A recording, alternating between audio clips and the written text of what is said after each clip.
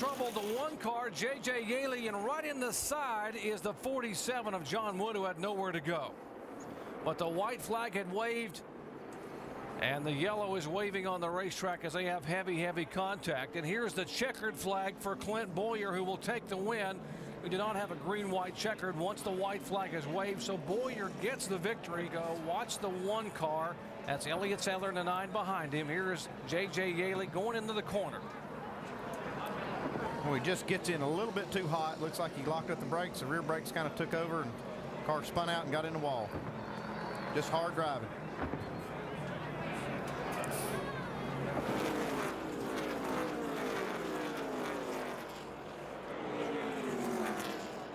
Ooh, that's a hard impact there. And the 47. This has to be one of the most wackiest ways to end a race under caution. During the 2007 Phoenix race in the Busch Series, there was an accident on the final lap, ending the race under caution, and Boyer took home the win. But this accident was very horrific. And that's also a rarity. I don't think I've heard a soul say a word about tires. And that's a beautiful thing. It is, it really is. I know. Oh, what's this all about? Man, he's got something on his car. Trouble for Hamlin. The right front tire is headed toward the infield, right where he is. What in the world? What happened? Looks like the steering locked to the left, all the way to the left.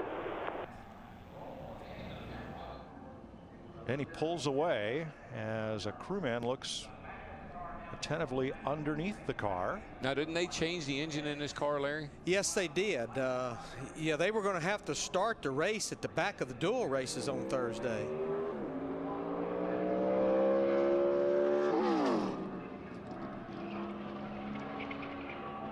That car, it's just locked full left lock.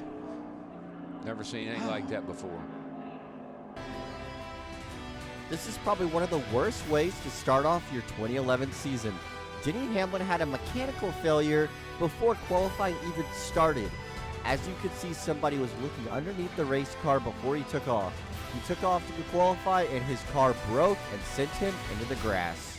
This is probably one of the most freak accidents we've ever seen at Daytona during a qualifying session. Hamlin was unable to complete his qualifying lap and would have to start last in the duels. The year is 2023, and when you don't have safer barriers at every racetrack and every inch of this racetrack or a racetrack, it is unacceptable. There is no reason why there shouldn't be safer barriers across the entire racetrack at every circuit NASCAR goes to. But unfortunately for Ryan Blaney, he found the one spot on the track where safer barriers weren't existing. Ryan Blaney was turned off the restart and went head-on into the wall, a concrete wall, in one of the hardest hits of his racing career, and one of the hardest hits of the next-gen car. So the 6 car struggles, and you have to wonder how that stacked up, everything here. Kyle Busch gets in the back of the 12 and turns him around. Yeah, I mean, he just couldn't steer the car away from the direction it was going. I don't think there's anything Blaney could have done to change where this car was headed. Yeah, that all started way ahead of him, and right there, that is such a massive hit. Yeah. See, it started way in the front, and now it's just a stack up. Alex Bowman into the door of the 8 right there. A little contact on the right front of this 48 car. Blaney gets off the brakes, trying to hope that car is going to start to turn, and he can correct it.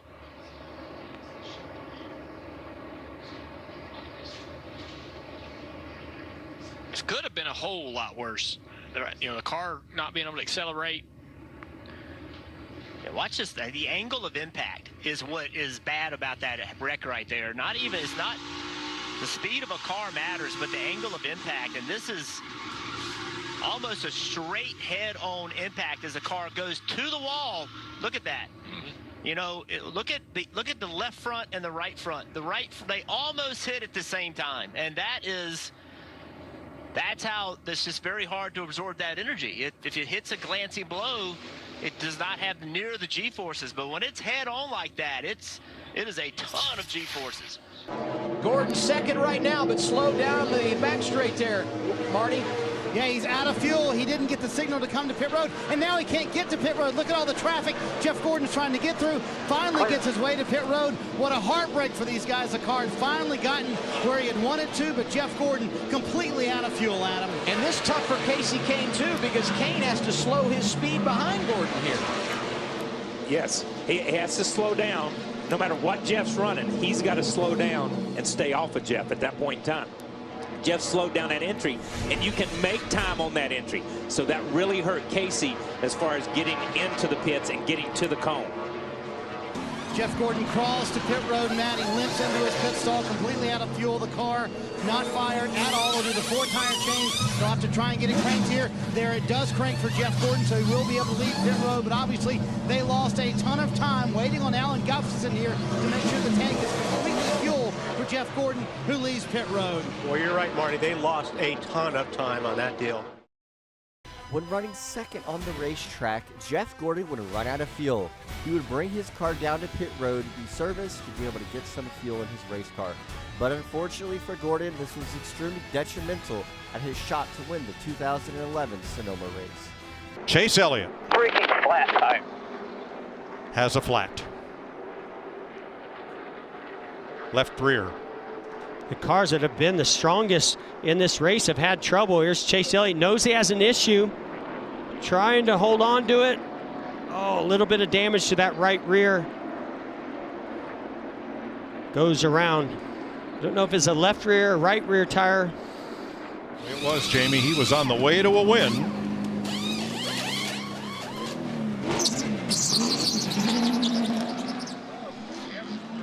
And there's the tire. After making his final pit stop of the day in the closing laps of the 2020 Pennzoil 400 Las Vegas, Chase Elliott would blow a tire heading into turn number 1, bringing out the caution. And Elliott had just made a pit stop, so this was extremely unfortunate for Elliott and the 9 team. This has to be one of the most strangest ways to win and lose a race. Down the backstretch during the 2007 Pocono 500, rain began to fall and Jeff Gordon lifted down the backstretch so he wouldn't crash. Ryan Newman would ultimately send it into the tunnel turn side by side with Gordon. But unfortunately for Newman, NASCAR then threw the caution flag, ending the race as the rain came and Gordon took home the victory. Newman was oh so close. Caution is out at Pocono for rain. And I want to tell you, it was razor close. There are 12 scoring loops around this track. It reverts to the previously passed loop. And it's going to be close between Jeff Gordon and Ryan Newman. Okay, here you see Newman. This is in between turn 1 and 2. And it's raining hard right here. I think that's why Gordon jumps out of the gas. And Newman charging hard. And right here is about where the caution came out. And you see Newman just let off and let him have it. And there's a scoring loop right there. And Wally, they were showing a shot. You can see the rain right here. Yeah. This is a shot they showed, and Wally picked it out the lap before. Like Wally said, it is raining hard over there. And when they got back over there, that's it, man. And if it rains, they're not going to ride around under caution. So we're not going to get to a 114 or a 115 and have to worry about it. Yeah. Because when it's here, it's here. Yeah. And they're not going to get this place dry again if it rains that much. Yeah. That's Letarte talking. Look how hard it's raining. Oh, yeah. Forget it. My goodness, Marty. Oh, sorry. Marty, go ahead. Well, I was going to say now the dilemma, who pits and who doesn't. Ryan Newman came on the radio when his crew asked him that, and he said, guys, I want to go for the win and not track position, but the win maybe a moot point at this point. It looks like it's raining a little too hard over there, fellas. All right, we're hearing from NASCAR. The race has been called. It is an official race, and Jeff Gordon is the winner. It's his 79th career win, his 4th of 2007, his 4th win here at Pocono.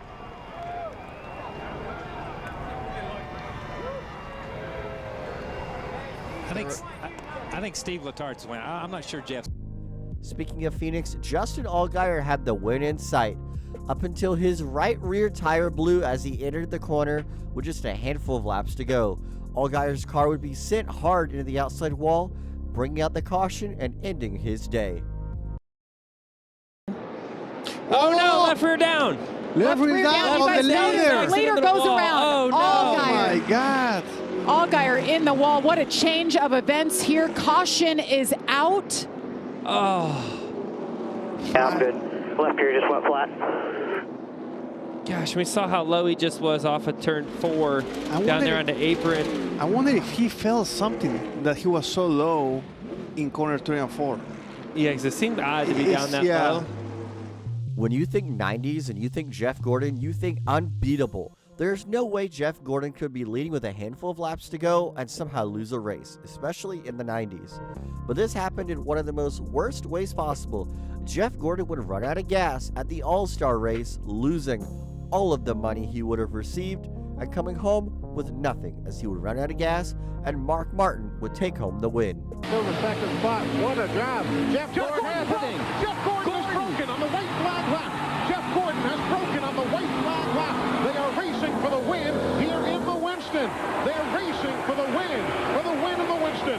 Mark Martin leads. Bobby Labonte is second. They are coming to the checkered flag. Eli, I told you they were catching him. I noticed it. All of a sudden, Jeff Gordon was off. Maybe the engine miss he talked about earlier has struck. Mark Martin wins his first career Winston. Well, we'll ask him, Ray. Did he say what happened? Says it's acting like it ran out of gas, so I don't know. I find that hard to believe, but we'll have to find out. By far, this has to be one of the most weirdest accidents I've ever seen at Phoenix. Michael McDowell straight up wrecks poor Alex Bowman.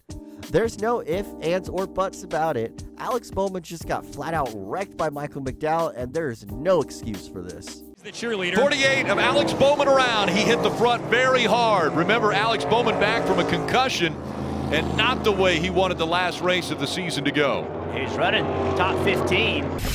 Off of turn 2 on the inside of the 38 of Gilliland. And wow, coming up the racetrack, Michael McDowell right into the door. I think Michael didn't realize that there was a car on the outside of Alex, expecting Alex to come up off the corner a little bit wider on corner exit. Real hard contact there. Luckily not, it didn't look like a really hard direct impact to the inside wall, kind of a glancing blow for Alex. Wow, look at this. Yeah, one thing I can figure is McDowell thought that Bowman was going to move up the racetrack to the side of Todd Gilliland, and McDowell just completely misjudged it and just cleans Alex Bowman out. Yeah. Imagine you're driving the pace car and it suddenly breaks down. Well, this happened during the Martinsville race in 2022.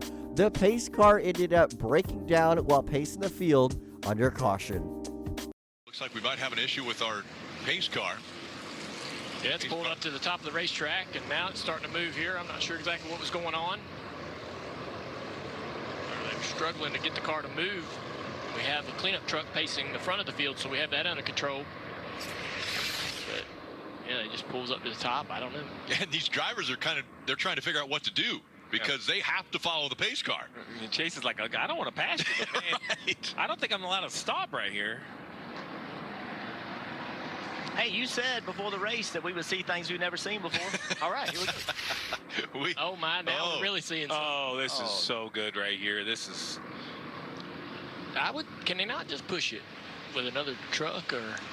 It's a good-looking car. We're going to put it on display, Marty. Rick, you got to love the Martinsville fans. They're literally in 1 and 2 cheering the tow truck about to tow the pace car. That's a new one, isn't it? Yeah, that's definitely something we haven't seen for quite some time. But the crowd having some fun with it. Hey, fall race in Martinsville, you never know what you're going to see. Anything can happen. Yes. The 3, the 48, the 51, and the 77 all speeding on pit road.